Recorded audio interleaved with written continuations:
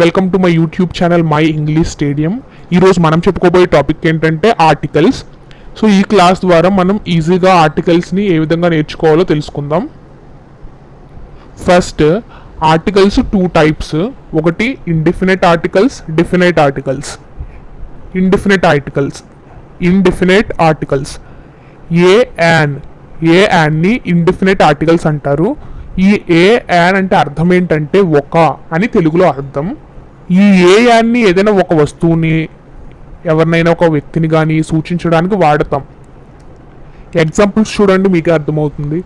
Call ఏ worker, ఎవరినైనా ఒక వర్కర్ని పిలవండి అంటే ఎవరైనా కావచ్చు, ఉన్న వర్కర్స్లో ఎవరైనా కావచ్చు, ఒక వర్కర్ని పిలవండి అంటున్నారు అనమాట. నెక్స్ట్ చూడండి, సెలెక్ట్ ఏ స్టూడెంట్, ఉన్న స్టూడెంట్స్ అందరిలో ఒక స్టూడెంట్ సెలెక్ట్ చేసుకోండి, ఎవరైనా కావచ్చు అని దీని అర్థం. దా గురించి కూడా తెలిస్తే ఈ రెండింటికి డిఫరెన్స్ మీకు అర్థమవుతుంది. చూడండి, ఇండిఫినెట్ ఆర్టికల్స్ అంటే ఏ అని తెలుసుకున్నాం కదా. డిఫినెట్ ఆర్టికల్ అంటే దా అంటే తెలుగులో చెప్పాలి అంటే ఆ అనే అర్థం వస్తుంది.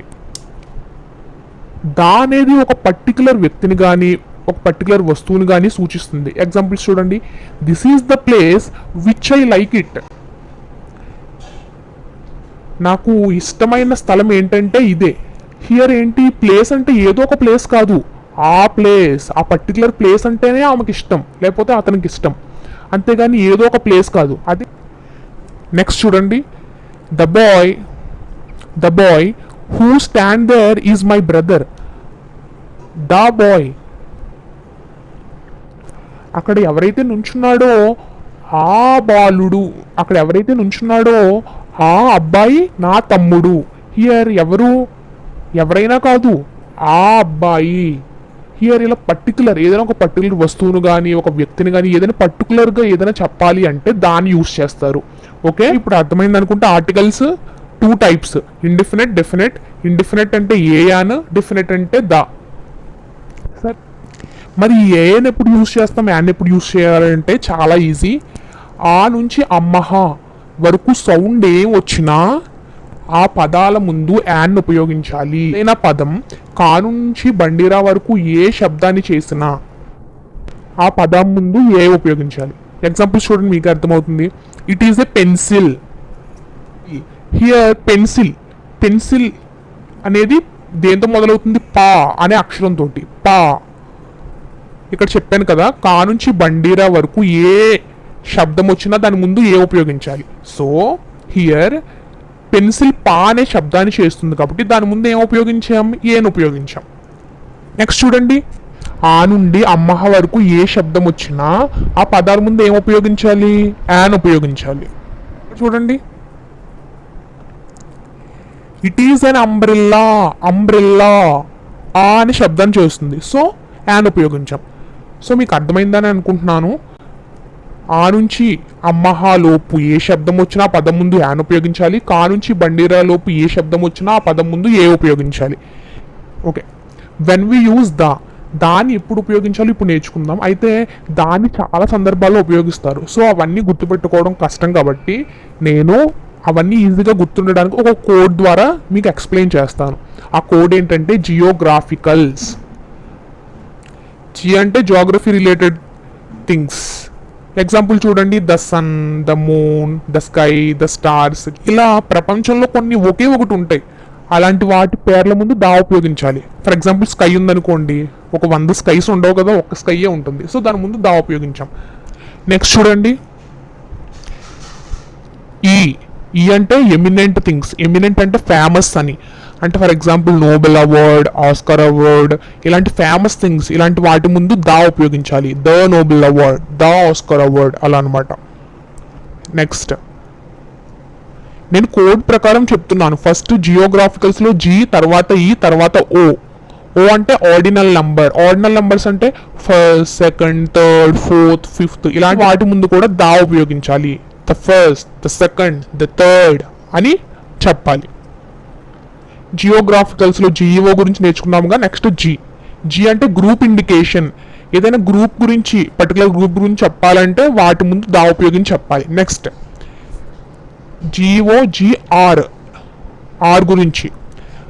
Relation but not blood relation అంటే రిలేషనే కానీ బ్లడ్ రిలేషన్ కాదు. ఎగ్జాంపుల్ చూడండి, Gandhi is the father of the nation అంటే జాతిపిత అంటారు కదా. So here father of the nation ఇది బ్లడ్ రిలేషన్ కాదు కానీ ఏంటి, ఫాదర్ అనే రిలేషన్ గురించి చెప్తుంది. సో అటువంటి వాటి ముందు దా ఉపయోగించాలి. Gandhiji is the father of nation. ఇంకో ఎగ్జాంపుల్ చూడండి, Charles Babbage is the father of computer అంటే కంప్యూటర్ పితామహుడు. హియర్ ఫాదర్ అనేది ఒక రిలేషన్ చెప్తుంది కానీ ఇది బ్లడ్ రిలేషన్ అంటే కాదు, రిలేషనే కానీ బ్లడ్ రిలేషన్ కాదు. అటువంటి వాటి ముందు ఏం ఉపయోగించాలి, దా ఉపయోగించాలి. Next GEO GR. ఇప్పుడు ఏ గురించి నేర్చుకోవాలి. ఏ అంటే ఎబ్రివేషన్స్ ముందు కూడా దా ఉపయోగించాలి. The USA, the UK. USA అంటే united states of America, UK అంటే యునైటెడ్ కింగ్డమ్. ఇలాంటి ఎబ్రివేషన్స్ ముందు దా ఉపయోగించాలి. హియర్ ఎబ్రివేషన్స్ అంటే ఏంటి, ఏదైనా ఒక పెద్ద పదాన్ని సెంటెన్స్ని కుదించి చెప్పడమే ఎబ్రివేషన్ అంటే. ఫర్ ఎగ్జాంపుల్ యుఎస్ఏ తీసుకోండి, యుఎస్ఏ అంటే యునైటెడ్ స్టేట్స్ ఆఫ్ అమెరికా, దాన్ని అంతా చెప్పకుండా యుఎస్ఏ అని కుదించి చెప్తున్నాం. అలాంటి వాటిని ఎబ్రివేషన్స్ అంటారు. అయితే అన్ని ఎబ్రివేషన్స్ ముందు దా ఉపయోగించాలా అంటే కాదు, దీనికి ఎక్సెప్షన్ కూడా ఉంది. ఏంటంట, నాట్ బిఫోర్ పొజిషన్స్ ముందు దా ఉపయోగించకూడదు. అంటే ఎమ్మెల్యే, ఎంపీ, సిఎం, పిఎం అలా ఉపయోగించకూడదు. పొజిషన్స్ ముందు దా ఉపయోగించకూడదు. ఏం ఉపయోగించాలి, ఆ సౌండ్ బట్టి ఎమ్మెల్యే ఏ వస్తుంది కాబట్టి దాని ముందు అన్ ఎమ్మెల్యే సౌండ్ ప్రకారం ఉపయోగించాలన్నమాట. నెక్స్ట్ బిఫోర్ పబ్లిక్ ప్లేసెస్ దాన్ని ఉపయోగించాలి. పబ్లిక్ ప్లేసెస్ అంటే లైక్ బస్ స్టాప్, పార్క్ అటువంటి పబ్లిక్ ప్లేసెస్ ముందు దాన్ని ఉపయోగించి పలకాలి. The bus stop, the park. Next ఇప్పటి వరకు మనం జియోగ్రఫికల్స్ అనే కోడ్లో పి వరకు నేర్చుకున్నాం కదా, హెచ్. హియర్ హెచ్కి 2 మీనింగ్స్ ఉన్నాయి. ఒకటి holy books, 2 historic places. Holy books అంటే పవిత్రమైన గ్రంథాలు అని అర్థం. ద బైబిల్, రామాయణ ఇటువంటి పవిత్ర గ్రంథాల ముందు, ఇతిహాసాల ముందు ఏం ఉపయోగించాలి, దాన్ని ఉపయోగించాలి. ద బైబిల్, ద రామాయణ అలా. నెక్స్ట్ హెచ్ అంటే ఒకటి హోలీ బుక్స్, 2 హిస్టారిక్ ప్లేసెస్ అని చెప్పాను కదా. హిస్టారిక్ ప్లేసెస్ అంటే చారిత్రక స్థలాలు అంటే the red fort, the Taj Mahal అటువంటివి అన్నమాట. ఇటువంటి హిస్టారిక్ ప్లేసెస్ ముందు కూడా దా ఉపయోగించాలి. నెక్స్ట్ జియోగ్రాఫికల్స్లో హెచ్ వరకు కంప్లీట్ చేసాం. నెక్స్ట్ ఐ అంటే ఇన్స్ట్రుమెంట్స్. ఏం instruments, musical instruments. The drum, the flute, the harmonium అలా మ్యూజిక్ ఇన్స్ట్రుమెంట్స్ వచ్చినప్పుడు దా పెట్టాలి. నెక్స్ట్ సి జియోగ్రాఫికల్స్ ఐ వరకు నేర్చుకున్నాం. నెక్స్ట్ సి కంపారిజన్ అంటే కంపారిజన్ చేసేటప్పుడు కూడా వాటి ముందు దా ఉపయోగించాలి. ఎగ్జాంపుల్ చూడండి, Vishnu is taller than the Ravi. Vishnu is taller than, Vishnu అంట రవి కంటే పొడుగుగా ఉన్నాడంట.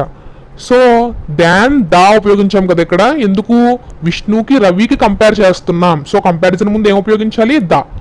So than the Ravi. Bench is heavier than the chair. Bench chair కంటే చాలా బరువుగా ఉంటుందంట. సో దాన్ దా ఉపయోగించాం ఇక్కడ. Next adjective. యాడ్జెక్టివ్ అంటే విశేషణం అన్నమాట, గుణాన్ని తెలియజేస్తుంది. Here the rich suppressed the poor అంటే హియర్ రిచ్ అంటే యాక్చువల్గా అర్థం ఏంటి, డబ్బు, ధనం అని. కానీ ఇక్కడ మనం రిచ్ని ధనవంతులు అనే ఉద్దేశంతో వాడుతున్నాం. అంటే the rich suppressed the poor అంటే ధనవంతులు పేదవారిని తొక్కేస్తున్నారు, అణగదొక్కుతున్నారు, అణిచివేస్తున్నారు అని అర్థం. ఇక్కడ ద రిచ్ అంటే ఏంటి అర్థం, యాక్చువల్గా ధనం, డబ్బు అని అర్థం. కానీ ఇక్కడ మనం ఎలా ఉపయోగించాలి, ధనవంతులు పేదవారిని అణచివేస్తున్నారు అని ఉపయోగించాలి. అంటే ధనవంతులు అనే నౌన్ బదులు మనం ఇక్కడ ఏం ఉపయోగిస్తున్నాం, రిచ్ అని చెప్తున్నాం. రిచ్ అంటే ఇక్కడ డబ్బు, ధనం అని కాదు, ధనవంతులు అని. అంటే ధనవంతులు అనే నౌన్ ఉపయోగించకుండా రిచ్ అనే యాడ్జెక్టివ్ను ఉపయోగించి మనం ఏం చేస్తున్నాం, ఇక్కడ సెంటెన్స్ చెప్తున్నాం. అలా నౌన్ బదులుగా యాడ్జెక్టివ్ని ఉపయోగిస్తే ఏమవుతుంది? అటువంటి వాటి ముందు దా పెట్టాలి. ద రిచ్, రిచ్ అంటే డబ్బు, ధనం. ద రిచ్ అంటే ధనవంతులు అని అర్థం. పూర్ అంటే పేదరికం అని. ద పూర్ అంటే పేదవారు అని. హియర్ నౌన్ బదులుగా యాడ్జెక్టివ్ను ఉపయోగిస్తున్నాము. ఇలా యాడ్జెక్టివ్ను ఉపయోగించినప్పుడు వాటి ముందు దావ పెట్టాలి. The rich suppress the poor, ధనవంతులు పేదవారిని అణిచివేస్తున్నారు. హియర్ నౌన్ అంటే చెప్పాను కదా, నౌన్ అంటే name of the person, place, thing. అంటే ఒక పర్సన్ యొక్క లేకపోతే ప్లేస్ యొక్క ఒక వస్తువు యొక్క పేరునే నౌన్ అంటారు. యాడ్జెక్టివ్ అంటే విశేషణం అని ఒక క్యారెక్టర్ని చెప్పేదే ఈ విశేషణం, యాడ్జెక్టివ్. సింపుల్గా చెప్పాలంటే నౌన్ వాడాల్సిన ప్లేస్లో నౌన్ వాడకుండా యాడ్జెక్టివ్ యూజ్ చేసినప్పుడు దాని ముందు దా పెట్టాలి. ఓకేనా? నెక్స్ట్ ఎల్ అంటే లాంగ్వేజ్. లాంగ్వేజ్ పీపుల్ని సూచించినప్పుడు దా పెట్టాలి. అంటే ఎగ్జాంపుల్ చూడండి, the English suppressed Indians. Here English అంటే ఇంగ్లీష్ భాష అని కాదు, ఇక్కడ ఇంగ్లీష్ అంటే బ్రిటిష్ పీపుల్. బ్రిటిష్ పీపుల్ భారతీయులని అణచివేశారు అని అర్థం. హియర్ ఇంగ్లీష్ అనేది ఇంగ్లీష్ భాషే కావచ్చు, కానీ ఇక్కడ ఎలా ఉపయోగిస్తున్నాం? పీపుల్గా ఉపయోగిస్తున్నాం. ద ఇంగ్లీష్ అంటే బ్రిటిష్ వారు. ఇలా ఇంగ్లీష్ అనే భాషని పీపుల్గా ఉపయోగించి సెంటెన్స్ చెప్పినప్పుడు వాటి ముందు దా పెడతాం. నెక్స్ట్ జియోగ్రాఫికల్స్, ఎల్ వరకు నేర్చుకున్నాం కదా. నెక్స్ట్ లాస్ట్ది ఎస్. ఈ ఎస్కి మనం మళ్ళీ రెండు మీనింగ్స్ చెప్పుకుంటాం. ఒకటి సూపర్లేటివ్ డిగ్రీ, రెండు secondary purpose. First superlative degree గురించి చెప్తాను.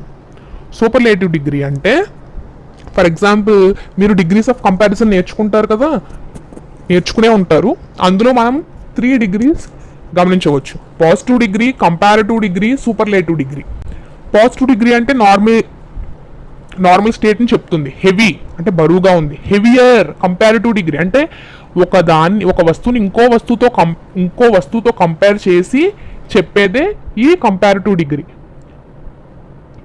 అంటే హెవియస్ట్ అన్నింటితో కంపేర్ చేసి దీని యొక్క స్టేట్ని చెప్పేది superlative degree. Heavy normal state, heavier వేరే దాంతో కంపేర్ చేసి, హెవియస్ట్ అన్నింటితో కంపేర్ చేసి. అర్థమైంది కదా?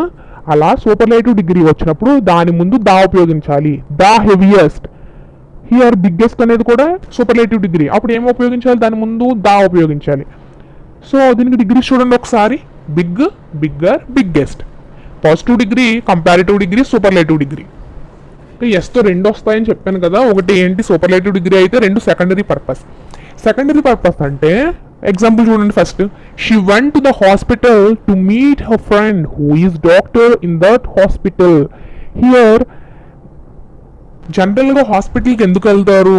ట్రీట్మెంట్ కోసం. కానీ ఈమె ఏం చేసింది? ట్రీట్మెంట్ కోసం కాకుండా అక్కడ పనిచేస్తున్న డాక్టర్ అయిన తన ఫ్రెండ్ని కలవడానికి వెళ్ళింది. సో హియర్ ఏంటి?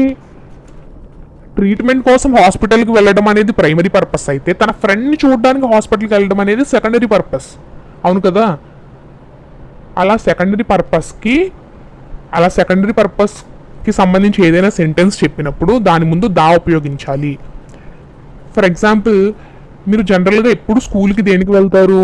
చదువుకోవడానికి. అలా కాకుండా స్కూల్కి ప్రిన్సిపల్ కలవడానికో లేకుంటే మీ ఫ్యాకల్టీని కలవడానికో వెళ్ళారనుకోండి, అవి సెకండరీ పర్పస్ అవుతాయి. సో అటువంటి వాటిని చెప్పడానికి కూడా ఏంటి? ఆ సెంటెన్స్లో దా పెట్టాలి. సో ప్రైమరీ పర్పస్కి సెకండరీ పర్పస్కి డిఫరెన్స్ అర్థమైంది అనుకుంటున్నాను. ఓకే, ఇప్పటి వరకు ఆర్టికల్స్ అంటే ఏంటి, అవి ఎన్ని రకాలు, వాటిని ఎప్పుడెప్పుడు ఉపయోగించాలో తెలుసుకున్నాం. మరి వీటిని ఎప్పుడెప్పుడు ఉపయోగించకూడదో కూడా తెలుసుకోవాలి కదా. సో అందుకే ఒమిషన్ ఆఫ్ ఆర్టికల్స్ అంటే ఆర్టికల్స్ని ఉపయోగించిన అవసరం లేని సందర్భాలు. సో వీటిని కూడా గుర్తుపెట్టుకోవడానికి నేను ఒక కోడ్ చెప్తాను. అదే PAMUDLSSFF, పాము DLSSFF. నెక్స్ట్ పాములో ఫస్ట్ లెటర్ ఏంటి? P అంటే ప్రాపర్ నౌన్. ప్రాపర్ నౌన్ అంటే ఏంటి? నౌన్ అంటే ఇందాక చెప్పాను కదా. నౌన్ అంటే ఏంటి? నామవాచకం, పేరును తెలుపుతుంది. ప్రాపర్ నౌన్ అంటే ఏంటి? It describes name of a person, place, thing. ఒక వస్తువు పేరు కానీ, పర్సన్ పేరు కానీ, ప్లేస్ పేరు కానీ తెలుపుతుంది ప్రాపర్ నౌన్. అసలు మీకు ఫస్ట్ పార్ట్స్ ఆఫ్ స్పీచ్ గురించి ఒక ఐడియా ఉంటే మీరు ఏం చదువుకున్నా ఒక క్లియర్ కట్ ఐడియా అనేది వస్తుంది ప్రతి దానిపై. సో నేను పార్ట్స్ ఆఫ్ స్పీచ్ పై కూడా ఒక వీడియో చేశాను, వీలైతే దాన్ని చూడండి. అంటే ఏ పదం ఏ పార్ట్స్ ఆఫ్ స్పీచ్ కిందకు వస్తుంది అనేది ఒక బ్రీఫ్గా ఒక ఐడియా ఉండడం కోసం అది చూస్తే బెటర్. ఓకే, ప్రాపర్ నౌన్ అంటే అర్థమైంది కదా, పర్సన్ ప్లేస్ థింగ్ యొక్క నేమ్ తెలుపుతుంది. Here Venu is a clever boy. Here Venu అనేది ప్రాపర్ నౌన్. చెప్పాను కదా, పర్సన్ పేరు కావచ్చు, వస్తువు పేరు కావచ్చు, ప్రాపర్ నౌన్ అంటారు. హియర్ ఇలా ప్రాపర్ నౌన్ వచ్చినప్పుడు దాని ముందు ఆర్టికల్ యూజ్ చేయకూడదు. అంటే ఏ వేణు, యాన్ వేణు, ద వేణు అలా ఉపయోగించకూడదు. పీకి ఒకటి ప్రాపర్ నౌన్ అని చెప్పాను కదా, మళ్ళీ పీకి ప్రైమరీ పర్పస్ కూడా వస్తుంది. ప్రైమరీ పర్పస్ అంటే ఇందాక ఏం చెప్పాను, దాని సెకండరీ పర్పస్ అప్పుడు యూజ్ చేయాలి అని చెప్పాను. మరి ప్రైమరీ పర్పస్ అప్పుడు ఆర్టికల్స్నే యూజ్ చేయకూడదు. ప్రైమరీ పర్పస్ అంటే I'm going to hospital for treatment. హాస్పిటల్కి ఎందుకు వెళ్తాం? ట్రీట్మెంట్ కోసం వెళ్తాం. So I'm going to hospital for the treatment, for a treatment, for an treatment అలాంటివి అనకూడదు అనమాట. ఓకే, ప్రైమరీ పర్పస్ అంటే చేస్తున్న పని యొక్క ముఖ్య ఉద్దేశం. స్కూల్కి ఎందుకు వెళ్తాం? చదువుకోవడానికి. హాస్పిటల్కి ఎందుకు వెళ్తాం? ట్రీట్మెంట్కి. అలా ముఖ్య ఉద్దేశం అనమాట. నెక్స్ట్ లెటర్ ఏంటంటే ఏ అంటే అబ్స్ట్రాక్ట్ నౌన్. అబ్స్ట్రాక్ట్ నౌన్ అంటే యాక్చువల్ నౌన్ అంటే నామవాచకం, అందులో చాలా టైప్స్ ఉంటాయి. ఏంటి? Proper noun, common noun, abstract noun, material noun, countable noun, uncountable noun అని. అందులో అబ్స్ట్రాక్ట్ నౌన్ ఒకటి. ఈ అబ్స్ట్రాక్ట్ నౌన్ ఏం చేస్తుంది? క్వాలిటీ, యాక్షన్, స్టేట్ను తెలియచేస్తుంది. క్వాలిటీ అంటే దాని యొక్క క్యారెక్టర్, గుణం, గుడ్నెస్, కైండ్నెస్, మంచిదా, దయగలదా, చెడ్డదా అలా. యాక్షన్ అంటే పనిని తెలియచేస్తుంది, మూమెంట్, కదలిక, థెఫ్ట్, దొంగతనం. స్టేట్ అంటే స్థితిని తెలియజేస్తుంది, youth, childhood, old age, something అలా అన్నమాట. ఇలాంటి వాటి ముందు కూడా ఏంటి ఆర్టికల్స్ ఉపయోగించకూడదు. A goodness, an goodness, the goodness, a theft, an theft ఇటువంటివి ఉపయోగించకూడదు అనమాట. నెక్స్ట్ పిఏఎంయులో నెక్స్ట్ ఎం అంటే మెటీరియల్ నౌన్. చెప్పాను కదా నౌన్లో టైప్స్ ఉంటాయని. మెటీరియల్ నౌన్ అంటే మెటీరియల్ని సూచించేది. అంటే అది ఏ మెటీరియల్ కావచ్చు, wood, iron, gold, pen, book, plastic. ఏ మెటీరియల్స్ ముందైనా ఆర్టికల్స్ని ఉపయోగించకూడదు. A wood, an wood, the iron, an iron ఇలాంటివి ఏమీ ఉపయోగించకూడదు అనమాట. మెటీరియల్ నౌన్ ముందు నో ఆర్టికల్. Next U. పాములో పిఏఎం నేర్చుకున్నాం. నెక్స్ట్ యు అంటే అన్కౌంటబుల్ నౌన్. అంటే లెక్క పెట్టలేనివి, లెక్క పెట్ట సాధ్యం కానివి. ఏంటి? వాటర్ ఏంటి? మనం లెక్క పెట్టగలమా? లెక్క పెట్టలేం కదా. మిల్క్, షుగర్ అంటే 1 షుగర్, 2 షుగర్, 3 షుగర్ అనగలమా? 1 మిల్క్, 2 మిల్క్ అనగలమా? 1 శాండ్, 2 శాండ్ అలా అనగలమా? అనలేం కదా.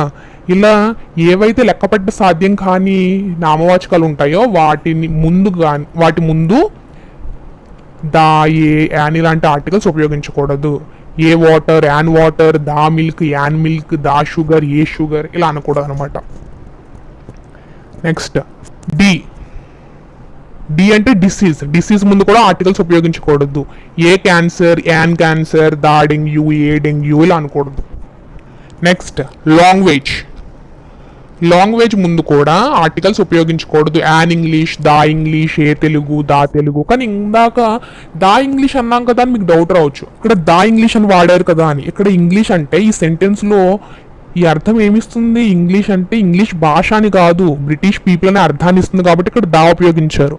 అలా కాకుండా ఓన్లీ భాషను మాత్రమే సూచిస్తే English, Telugu, English language, Telugu language అలా భాషను మాత్రమే సూచిస్తే వాటి ముందు ఆర్టికల్స్ పెట్టకూడదు.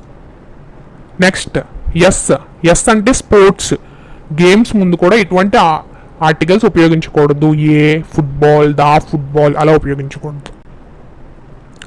Next single state. Here state అంటే రాష్ట్రం అని కాదు, కంట్రీ అని అర్థం. సింగిల్ స్టేట్, ఏదైనా ఒక సింగిల్ స్టేట్ ముందు కూడా ఎటువంటి ఆర్టికల్ ఉపయోగించకూడదు.